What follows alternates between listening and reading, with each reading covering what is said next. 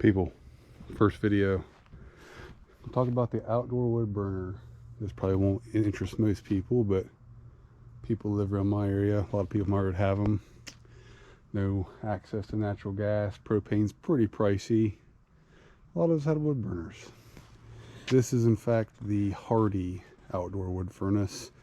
I believe in 2020 they went out of business. So I think there's a guy on there listed where you can still get parts, but as far as sales, as far as I know, they're no longer manufacturing, so may have to look elsewhere if you want to buy a new one. But this is the grandfather model. This is the pre-Cadillac converter version, so a little less headache than the newer ones. You don't have to dry your wood as long. But anyways, this is the H4, 180,000 BTUs. As you can see, I got this in 2013. So my house, I'm heating about 2,200 square feet, 2,100, and I'm heating the hot water. Does pretty well. That's the size of my woodshed. It needs to be full to get through the winter, November to I would say March. So common issues that I get asked about a lot. First one is smoke coming out of the door, and the question is my door seal bad? Answer is maybe. Let's go ahead and open this up and take a look here. So as you can see, I don't see any real issues with mine. You can't really tell. I mean, it's just all creosoted up. But a lot of people think, oh, if my door is leaking or smoke's coming out of my door, then fire rate must be bad. Well, that's not true. One thing that a lot of people don't realize is that with the creosote buildup, what will happen is right there you can see that's your baffle, and creosote can build up on your baffle and in your stack. So if you don't check your stack, I check mine every month. If you pull your stack off and look inside of it, it could be choked down to, I think the worst time I had it was like maybe 2 inches. There's so much creosote buildup in there. Smoke's a little bit like water. Takes the easiest path out. If it's blocked up, it's going to come out your door. Doesn't matter if you have a new fire rope or not. So one thing I recommend is taking a shovel throughout the course of your burning year and just hitting on that baffle a little bit, and you'll be surprised at the creosote that falls out. If you do happen to take your stack off and it is full, just obviously takes like in the shovel, beat it all out, but you can actually leave your stack off overnight. And what that'll, not your stack, well, yeah, your stack and your baffle, and what that'll do is that'll allow a lot more heat out, but it'll heat up that creosote and cause any blockage that's above your baffle in your stack. It's not recommended long term, but the guy I bought it off said that he tells people all the time to, if it's real bad, leave it off your stack and the baffle out for a night or maybe even a day. It'll clear right up. I've had that happen once, cleared right up. Second question is blower maintenance. So right here is your blower. The only thing you really have to do is, if you can see right there, is a little grease port. You can buy, I went on Amazon and bought one of the extended tubes that you can pull out of the little squeezable oil container, and it fits right in there. Give it 4 or 5 squeezes. Does a real good job. I do it before I start burning, twice while I'm burning, and then I do it when I shut it down for the year. That way it stays greased. This blower is about 6 years old. Haven't had any issues. You might be asking, why is there a piece of tape here? Well, these 2 holes here can allow air in, and I think what's happened to me is some air was getting in and was causing runaway fires. So if you ever notice that your fires tend to run away, you're burning a lot of wood, it comes with screws. I had to opposite effect, where I wanted some extra fire or some extra air because I had some really wet wood. But then when I got a little older and got more on the ball of cutting wood, for some reason I started noticing my fires burn a lot more, and I plugged both these holes and it quit. So that's one thing to check if you ever notice you have runaway fires or anything like that. Just I lost that screw, so just block off both those ports. That's the only real maintenance that I've ever done with the blower. I'd take a shot back and clean out all the cobwebs and stuff just for appearances. But the next is the blower port, the clean out port essentially. So the only thing you really have to do there is two things. One, throughout the year, if you ever notice your fire is dying a lot, make sure that port's cleaned out, because that can creosote in the back and not let any air in, and your fire will die. I have a little poker that has no little hook on it. It's just a straight poker, and you can clean that port out. I check it once every couple weeks just to make sure it's cleaned out. And then this wax paper, that looks pretty good. I don't see any rips or tears. It's got some creosote in it. Actually, looks like mine's actually broke.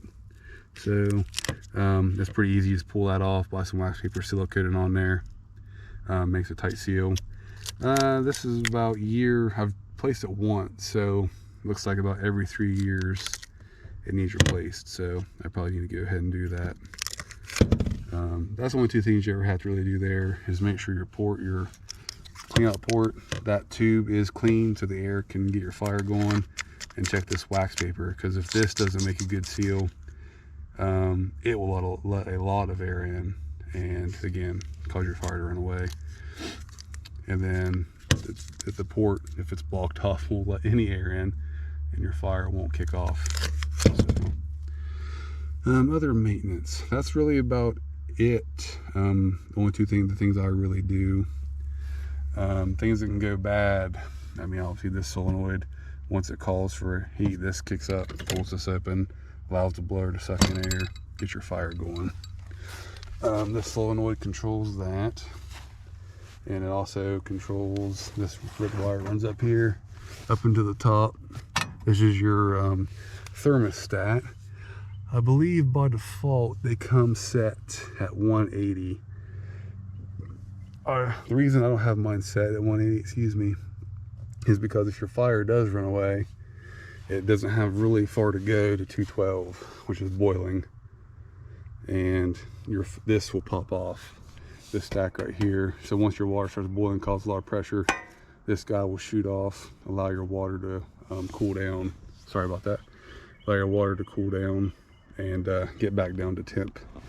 I have my temp set at, looks like 160. So that's really all I need. I mean, the heat's still really good. The water's in the house. So, I mean, 180, yeah, a little bit hotter, drier heat, but 160 does a real nice job. And if it does run away, has, 20 more degrees to go to boiling. Gives you a little more play there. One thing I do think a lot of people have the problem is a lot of the calcium buildup. The water here is pretty hard. As you can see, mine's pretty nasty. I think I've had these cleaned once. I may have to do that again. Take this off and get those cleaned. These are shark bites. They make it pretty easy. I do heat my hot water. So I may have 2 extra lines that a lot of people don't have. So if you do have wood burning, that 2 of them go to your furnace, 2 of them go to your hot water tank. And call in city water, heat it up, send it back to your water tank. And I also have the autofill feature. So inside of here is a float. And I believe that float, this is a thermostat, I believe that float is right in there. I don't know if you can see it, it's like a teal color. There's a little lever in there. So when the float drops below the set water level, it'll call in water from the house and actually autofill your tank.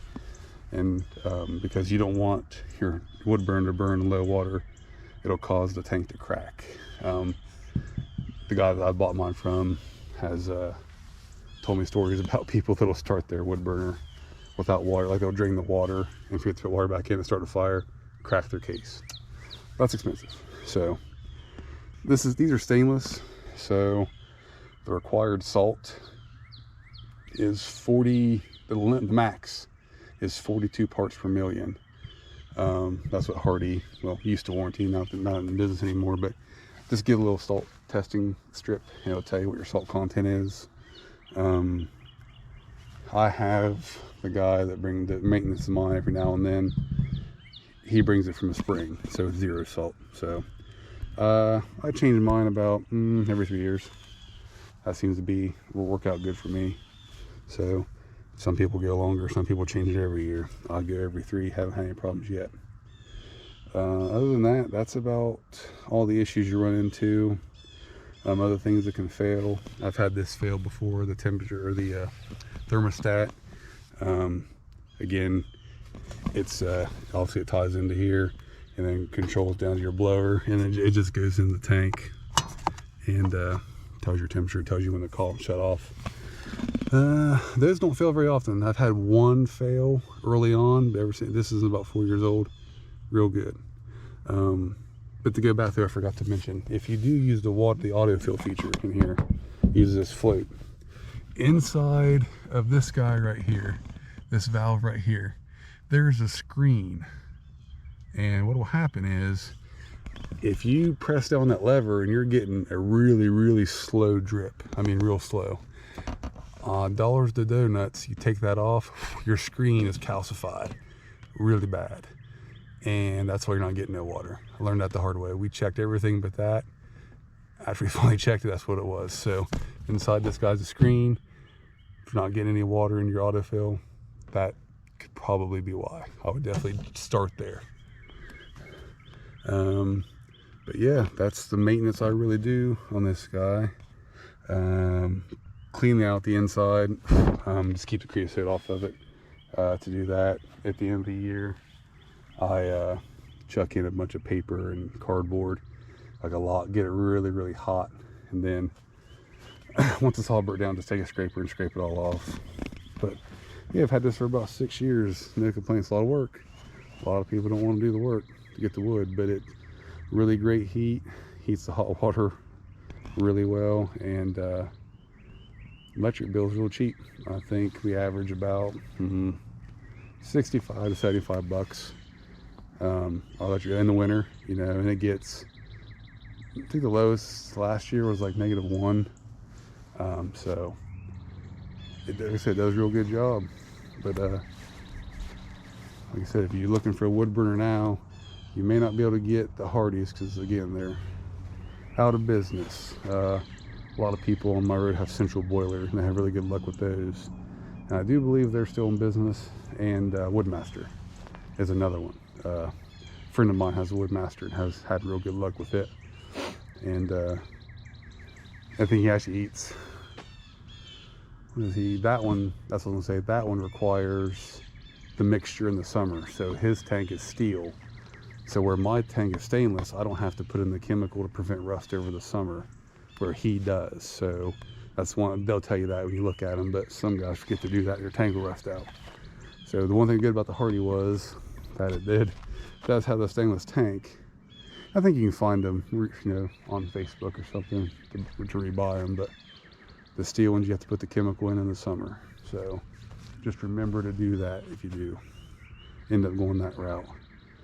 But yeah, I highly recommend it if you live in an area that doesn't have access to like natural gas, or can't get propane, or just, you know, propane just out of the budget. It's a lot of work. I know you have to buy a saw and able to get the wood, which costs money, but long term it's been great. Definitely recommend it if you have the ability to burn wood. Really enjoy it. So yeah, if you got any questions or anything, I can find out answers for you. I'm friends with the local seller, and I read the book on this that came with it, so I know how to fix most of the issues. So if you have any questions or comments, leave them below, and I'll see if I can get some answers for you. Have a good day.